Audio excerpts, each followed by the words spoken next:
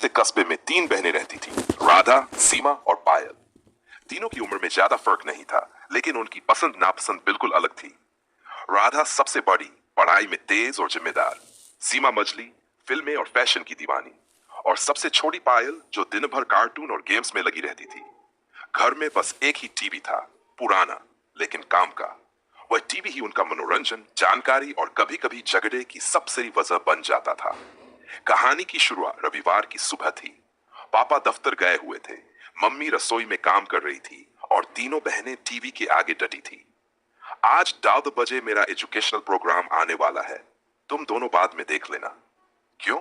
दोपहर में मेरी फेवरेट मूवी आ रही है, दिलवाले दुल्हनिया ले जाएंगे। मैं पहले से प्लान कर चुकी हूं। नहीं, पहले मेरा कार्टून छोटा भीम आएगा, मैंने कब से सोचा है। तीनों बहनों ने एक दूसरे की तरफ ऐसे देखा जैसे युद्ध होने वाला हो। आखिरकार मम्मी को आना पड़ा। सुनो, अगर झगड़ा करोगी तो टीवी बंद कर दूंगी।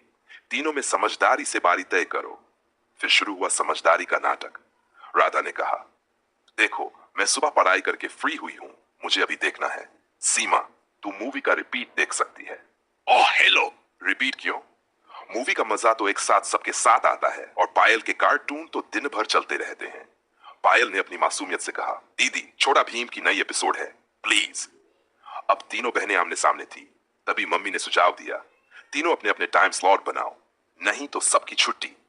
आखिरकार तय हुआ, सुबह राधा, दोपहर सीमा और शाम को पायल। सब कुछ ठीक चल रहा था, लेकिन तभी एक दिन पापा एक नया डीटीएच कनेक्शन लेकर आए, जिसमें नए चैनल्स थे। अब तो जैसे सबकी लालच बढ़ गई। सीमा को नए मूवी चैनल मिल गए, राधा को एजुकेशनल चैनल्स और पायल को ढेर सारे नए कार्टून। समस्या ये हुई कि अब सबको अपनी अपनी पसंद और ज्यादा देखने की तलब हो गई। सीमा, मम्मी, राधा ने मेरा टाइम ले लिया। पायल ने मुझसे झूठ बोला, वो बस आधा घंटा बोले थी, लेकिन 1 घंटा बीत गया। दीदी, आपने कल भी मेरा टाइम ले लिया था। झगड़े बढ़ते ही गए। मम्मी ने फिर से टीवी बंद करने की धमकी दी, लेकिन इस बार बहनों ने मिलकर मम्मी पापा को मना लिया। नई चाल, राधा ने सुझाव दिया, क्यों ना हम एक टाइम टेबल बना ले। सीमा ने कहा, और अगर कोई अपना टाइम क्रॉस करे तो उसे अगले दिन का टाइम छोड़ना पड़े। पायल, ठीक है, मैं मान गई। तीनों ने मिलकर एक कागज पर टाइम टेबल बनाया। सबने उस पर साइन भी कर दिया। मम्मी ने देखकर मुस्कुराते हुए कहा, वाह मेरी समझदार बेटियां। सबक या फिर नया ट्विस्ट? कुछ दिन तक सब शांति से चल रहा था, लेकिन फिर आया बड़ा ट्विस्ट। मोहल्ले में एक नई लड़की नेहा आई थी, जिसके घर में स्मार्ट टीवी था। उसमें यूट्यूब, नेटफ्लिक्स और सब कुछ चलता था। सीमा ने कहा, नेहा के घर में सब कुछ चलता है, हम तो पीछे रह गए। राधा ने कहा, हाँ, मुझे भी ऑनलाइन कोर्स करने हैं, इसमें मोबाइल बहुत स्लो चलता है।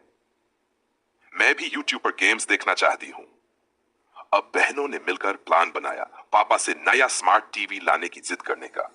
Master plan. तीनों बहनों ने एक टीम बनाई। राधा ने पढ़ाई के बहाने, सीमा ने फैमिली मूवी नाइट का बहाना, और पायल ने क्यूट सा मुंह बनाकर पापा से रिक्वेस्ट की। पापा ने पहले हंसते हुए कहा, अरे, तुम्हें तो अभी अभी नया डीटीएच दिया है। लेकिन मम्मी भी बेटियों की टीम में शामिल हो गई। सुनिए, जमाना बदल गया है, स्मार्ट टीवी ले लीजिए। आखिरकार पापा मान गए। एक हफ्ते बाद घर में नया चमचमाता स्मार्ट टीवी आ गया। अब टीवी के साथ इंटरनेट की दुनिया खुल गई थी। राधा ऑनलाइन क्लास करती, सीमा वेब सीरीज देखती और पायल अपने यूट्यूब गेम्स में खो जाती। पर क्या झगड़े खत्म हुए? नहीं, अब नया झगड़ा शुरू हो गया था। रिमोट किसके हाथ में रहेगा? लेकिन इस बार तीनों बहनों ने एक बड़ी सीख ली थी, अगर मिलजुल कर रहोगे तभी सबको खुशी मिलेगी। आखिरकार उन्होंने नया सिस्टम बनाया, रिमोट शिफ्ट सिस्टम। हर दिन की शिफ्ट बदली जाती, और जो भी अपनी शिफ्ट में हो वही तय करता कि क्या देखा जाएगा। अंत में तीनों बहनें अब भी लड़ती थी, लेकिन पहले जैसी नहीं। अब उनके झगड़े में हंसी, मस्ती और प्यार ज्यादा था। टीवी ने उनके रिश्ते में कभी कभी तूफान लाया, लेकिन हर बार वह उन्हें और करीब ले आया।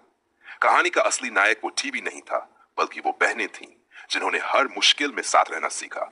जब परिवार साथ हो तो एक टीवी या 100, असली मजा मिलजुल कर जीने में ही है।